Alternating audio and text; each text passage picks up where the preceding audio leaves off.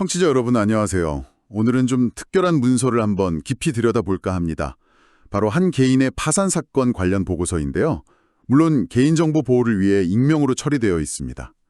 이 제1의 채권자 집회 보고서를 통해서 한 사람이 어떻게 파산에 이르게 됐는지, 그리고 법적 절차는 어떻게 진행되는지 그 과정을 좀 생생하게 따라가 보려고 합니다. 네, 안녕하세요. 이 보고서는 법원이 선임한 파산 관제인이 채무자에 대해 조사한 내용을 담은 공식 문서입니다. 채무자의 재산 상태라던가 부채 현황, 또 어쩌다 파산까지 오게 됐는지 그 경위, 그리고 제일 중요한 것 중 하나죠. 면책에 대한 의견까지 포함하고 있습니다. 면책 의견까지요. 중요하겠네요. 네, 그렇죠. 그래서 오늘 이 보고서 내용을 바탕으로 사건의 핵심적인 부분들을 좀 짚어보겠습니다. 좋습니다. 그럼 이 보고서 한번 자세히 살펴보죠.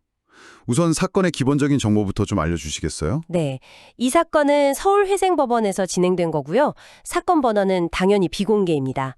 2024년 6월에 법원에서 파산 선고가 내려졌고 그로부터 한 2달 뒤인 8월 말에 첫 번째 채권자 집회가 예정되어 있었던 사건입니다. 그렇군요. 채무자는 어떤 분이신가요? 채무자는 이제 77세의 여성분이신데요. 현재 특별한 직업은 없으시고 월 수입이 한 80만 원 정도 되는 것으로 파악됐습니다. 아마 특정 시점부터는 소득 활동이 좀 중단되신 걸로 보입니다. 77세시면 사실상 노동 능력이 거의 없으실 테고 월 80만 원이면 생활이 좀 빠듯하시겠네요. 지금 어디 살고 계신가요? 주거 상황도 중요할 텐데요. 네, 2023년부터는 서울 서대문구에 있는 LH 임대주택에 거주 중이십니다. 보증금이 50만 원이고 월세가 약 20만 원 정도 수준이에요. 보증금 50에 월 20이요. 네, 근데 이 보고서에서 좀 눈에 띄는 부분이 있어요. 그 이던 10년 동안, 그러니까 2013년부터 2023년까지요. 네, 10년이면 꽤 긴데. 그렇죠. 경기도 양평에 있는 한 사찰에서 거주하셨다는 기록이 나옵니다. 그때는 월 12만 원 정도만 내고 지내셨다고 해요. 10년 동안 사찰에서요? 월 12만 원이요? 뭔가 사연이 깊을 것 같다는 생각이 드네요. 그 이전, 그러니까 파산에 이르게 된 직접적인 원인은 무엇이었을까요? 기록을 보면 1980년부터 2013년까지는 임대업 대표로 활동하셨다고 나오는데요. 꽤 오랫동안 사업을 하신 건데. 네, 바로 그 부분이 파산 경위의 핵심입니다. 보고서에 따르면요, 1992년에 서초동에 있는 한 건물을 매입하셨어요. 그걸 이제 고시원으로 리모델링해서 직접 운영을 하신 거죠. 90년대면 고시원 사업이 한창 좀 붐이었을 때 아닌가요? 맞습니다. 그런데 아마 운영이 생각처럼 쉽지 않으셨던 것 같아요. 운영난을 겪게 되면서 은행 대출을 받기 시작했고 그걸로도 부족해서 사채까지 쓰게 되면서 빚이 점점 불어난 겁니다. 결국 자금 압박을 견디지 못하신 거군요. 네, 그래서 결국 2013년 1월경에 그 고시원 건물이 경매로 넘어가게 됩니다. 파산 관제인은 이 시점을 경제적 파탄 시기로 보고 있습니다. 2013년 1월에 사업 기반이 완전히 무너진 거군요. 그 이후로 생활이 어려워지셨고 또 연세도 많으셔서 근로 능력도 상실하시고 그래서 결국 파산 신청까지 오게 된 거네요. 네, 그런 흐름으로 파악됩니다. 그럼 현재 남아있는 부채 규모는 어느 정도인가요? 부채가 상당히 큽니다. 총 채무액이 약 5억 9천만 원 정도 됩니다. 5억 9천이요? 네, 채권자는 주식회사 국민은행을 포함해서 총 4곳으로 기록되어 있고요. 이 빚은 대부분 2003년경에 발생한 것으로 보입니다. 주로 이제 고시원 운영 자금이나 기존에 있던 다른 빚을 갚는 데 사용되었다고 채무자 본인이 진술했습니다. 빚이 거의 6억인데 그럼 현재 가지고 계신 재산은 아까 말씀하신 그 보증금 50만 원이 전부인가요? 네, 그렇습니다. 현재 채무자 본인 명의로 된 재산은 사실상 거의 없다고 보시면 됩니다. 유일하게 파악된 게 지금 살고 계신 임대주택 보증금 50만 원인데요. 이 금액은 그 주택임대차 보호법상 압류가 금지되는 소액 임차 보증금 범위 안에 있거든요. 법적으로 보호받는 최소한의 금액이라는 거군요. 네, 그래서 채권자들이 이걸 가져갈 수도 없고 사실상 환가할 수 있는, 즉 돈으로 바꿀 수 있는 재산은 전혀 없는 상태입니다. 그렇군요. 혹시 최근 5년 안에 재산을 처분했다거나 아니면 가족들 명의로 돌려놓은 재산은 없었는지도 조사를 했을 텐데요. 네, 당연히 조사했습니다. 보고서에 따르면 지난 5년간 처분한 재산은 없는 것으로 확인됐고요. 그리고 이혼한 전 배우자나 돌아가신 부모님, 또 자녀들 명의의 재산도 없는 것으로 조사됐습니다. 가족 관계는 어떻게 되나요? 기록을 보면 1983년에 재판상 이혼을 하셨고요. 부모님은 두 분 다 사망하셨는데 상속받은 재산은 없다고 합니다. 자녀는 두 분이 계세요. 50세 따님하고 46세 아드님. 아, 자녀분들이 꽤 있으시네요. 네, 근데 이분들도 현재는 다 무직 상태이고 채무자와는 별거 중이라서 부양 관계는 아니라고 파악됐습니다. 그렇군요. 모든 상황을 종합해 볼 때 정말 재산이 거의 없는 상태시네요. 자, 그럼 이 모든 상황을 조사한 파산관제인의 최종 의견은 어떻게 나왔습니까? 이게 중요할 것 같은데요. 네, 관제인의 의견이 아주 명확합니다. 일단 월소득 80만 원으로는 5억 9천만 원이라는 거액의 채무를 도저히 변제할 수 없다고 봤습니다.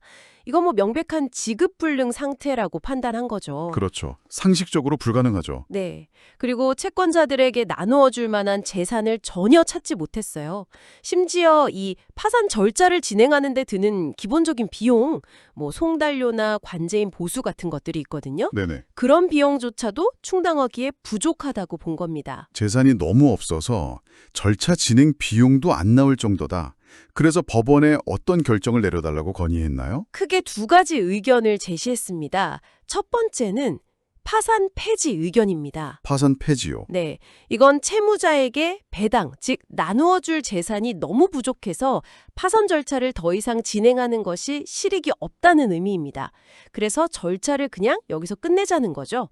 법률 용어로는 동시 폐지라고도 합니다. 아, 재산이 없으니 절차를 종결한다? 알겠습니다.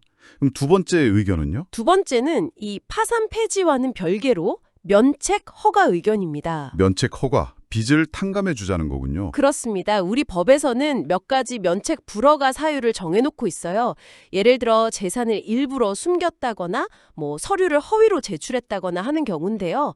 이 채무자에게 경우에는 그런 면책 불허가 사유가 발견되지 않았다는 겁니다. 다행이네요. 네. 그래서 채무자에게 경제적으로 다시 일어설 기회를 주는 것이 타당하다. 즉 남아있는 빚 전부에 대한 책임을 면제해 주는 것이 맞다는 의견을 법원에 제출한 겁니다. 그러니까 정리하면 재산이 없으니 절차는 그만 끝내고 하지만 빚은 탕감해 주어서 새 출발을 할 수 있게 하자. 면책 허가. 이 두 가지 의견인 거네요. 네, 정확합니다. 혹시 채권자들은 이의를 제기하지 않았나요? 국민은행 같은 금융기관도 포함되어 있었는데요. 보고서상으로는 채권자들의 이의 제기는 없었던 것으로 기재되어 있습니다. 아, 없었군요. 네, 아마 채권자들 입장에서도 현실적으로 회수할 수 있는 금액이 전혀 없다는 점을 알고 있었기 때문에 굳이 이의를 제기하지 않았을 가능성이 높습니다. 그렇겠네요. 실익이 없다고 판단했겠죠? 오늘 한 개인의 파산 사건 보고서를 통해서 참 뭐랄까 한 사람의 인생 곡절을 본 것 같습니다. 90년대에 사업을 시작하셨다가 실패하고 또 고령이 되셔서 경제활동도 어렵게 되고 결국 5억 9천만 원이라는 큰 빚 앞에서 월수의 80만 원 그리고 재산은 보증금 50만 원이 전부인 상황에 놓이셨던 거잖아요. 네, 이 파산관제인의 파산 폐지 및 면책 허가 의견은 어떻게 보면 좀 안타까운 결론일 수 있지만 동시에 파산 제도가 가진 중요한 사회적 기능을 보여주는 사례라고 할 수 있습니다. 사회적 기능이라면 어떤 걸까요? 바로 재기의 기회를 제공한다는 점이죠. 성실하게 살았지만 사업 실패나 예상치 못한 상황으로 과도한 빚을 지게 된 사람들에게 그 빚의 굴레에서 벗어나서 다시 한번 경제적으로 자립할 수 있는 기회를 주는 것. 이게 파산 및 면책 제도의 핵심적인 목적 중 하나거든요. 그렇군요. 일종의 사회적 안전망 역할을 하는 거네요. 맞습니다.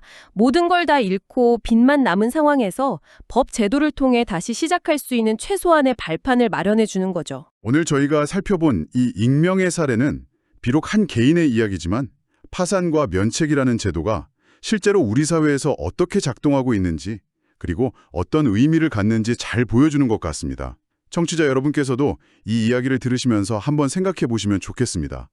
경제적 어려움에 처한 개인을 우리 사회가 어떻게 바라보고 또 어떻게 다시 일어설 수 있도록 도울 수 있을지 아니면 현재 제도에서 혹시 보완해야 할 점은 없을지 같은 것들 말이죠. 네, 이런 사례들을 통해 제도의 현실과 그 의미를 되짚어보는 것이 중요하다고 생각합니다. 네, 맞습니다. 오늘 깊이 있는 분석 감사드립니다.